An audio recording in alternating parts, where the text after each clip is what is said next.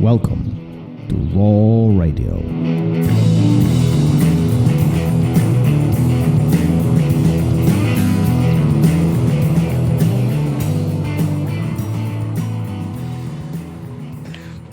Hey, And we're Gary. live. How are you? I know how you are. I've been talking to you all morning. I don't know why we have to play those games. I know exactly how you are. The takeaway, Jimmy Pedro, right? Jimmy Pedro, yes. Amazing story, amazing person, not only as an athlete, but a businessman, as a father, as a coach. So much going on there. But one of the things that I think, we had a few takeaways, but the biggest one for you, I believe, go ahead. Destiny. One of the things that struck me the most while we were talking to Jimmy is the fact that, when he was young, and you can listen to the full story, through his words, but as he was watching TV, he was, I believe, 6 years old. His dad told him, and they were watching Olympics. His dad told him it would be amazing. This would be an amazing way to represent your country as you're standing on the podium. Mm-hmm. And I think this, in a sense, this became a mission of his judo career as an athlete. Yeah, for both him and his father. Both and his father, absolutely. His Mm-hmm. father coached him for majority of his career, and he shares some of the obstacles of having a coach, his father being a coach, but also it's not only all positive. His father wasn't able to attend all the tournaments. He wasn't able to attend all the camps. Not having a coach in some of those critical moments was heavily impactful to his career. And then later in his life, he finds a coach, Steve Cohen, which we had on the show as well, and you want to listen to that story too. But it's getting these milestones throughout his entire career is all leading him with this one goal to getting to Olympics and fulfilling this destiny. Yeah, and what's great about it is it's not a story that's just like this continuous climb to the mountaintop. That sounds so cliche, but there was a lot of setbacks. There was a lot of self-doubt.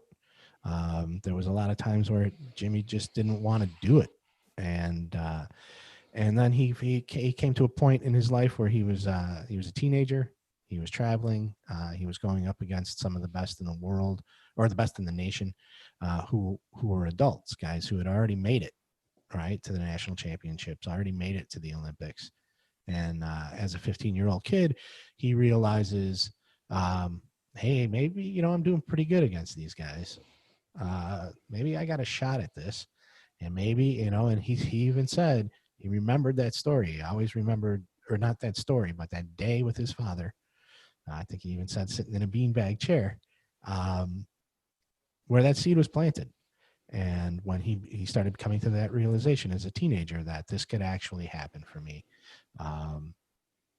and how did it? It unfolded, and it was tough, but it did. And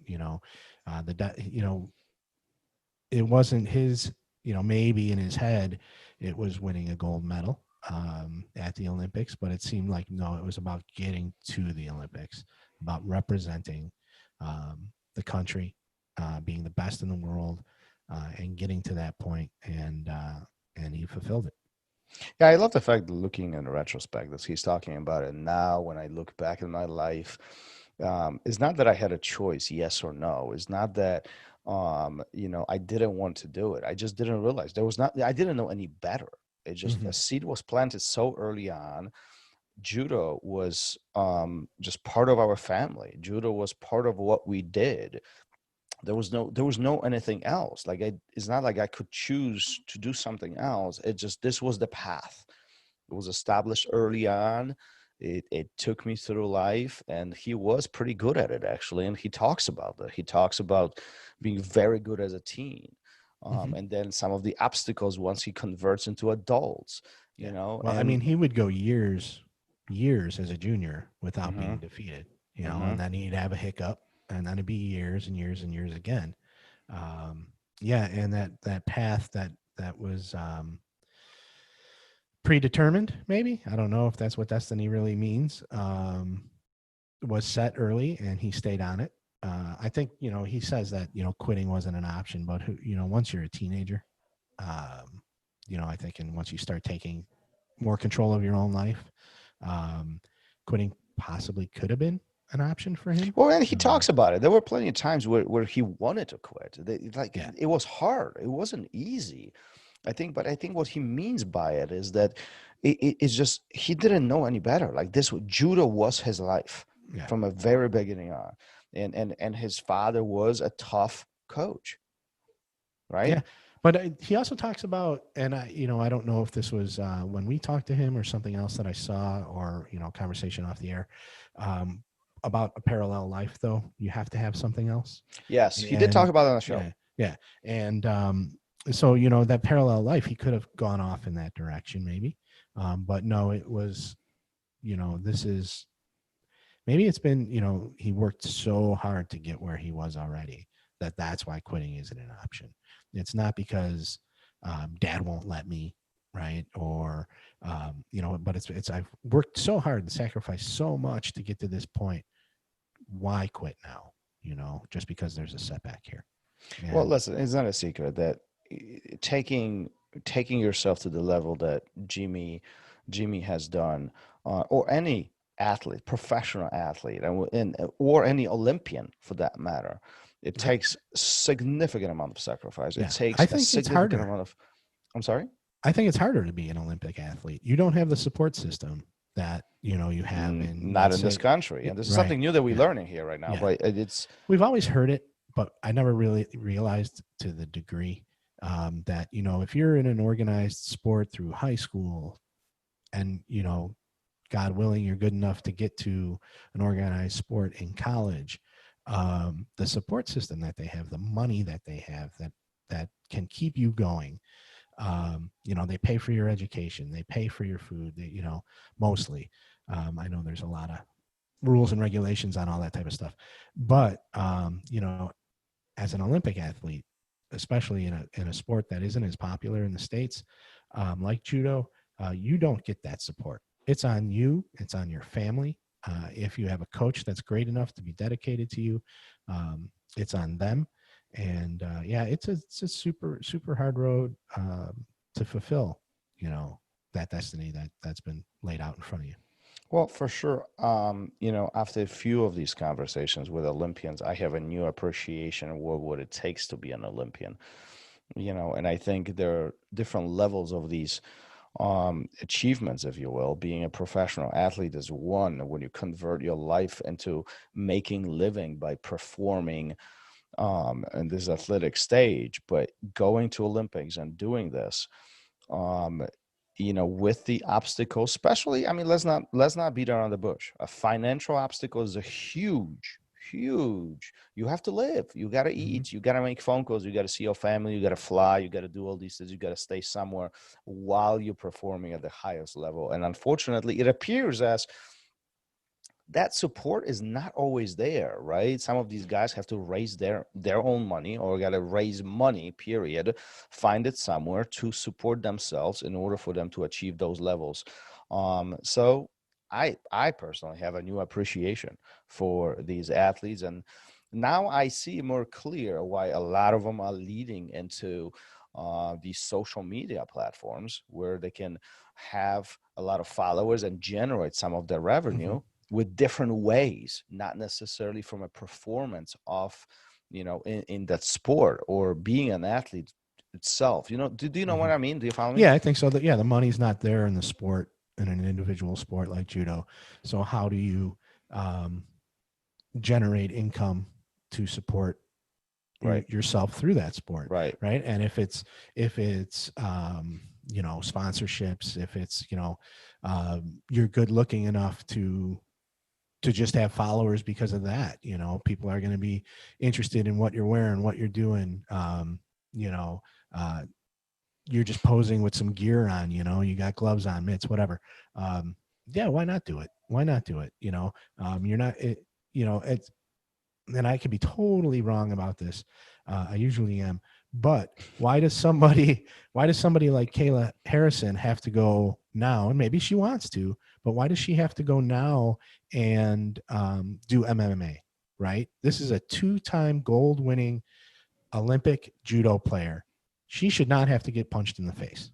And, you know, she should be celebrated, not a couple commercials after 2012 and a couple commercials after 2016, but she should be a household name in this country for being the Olympic hero that she is, for what she sacrificed, for fulfilling her destiny the same way Jimmy did, and what it took to get there.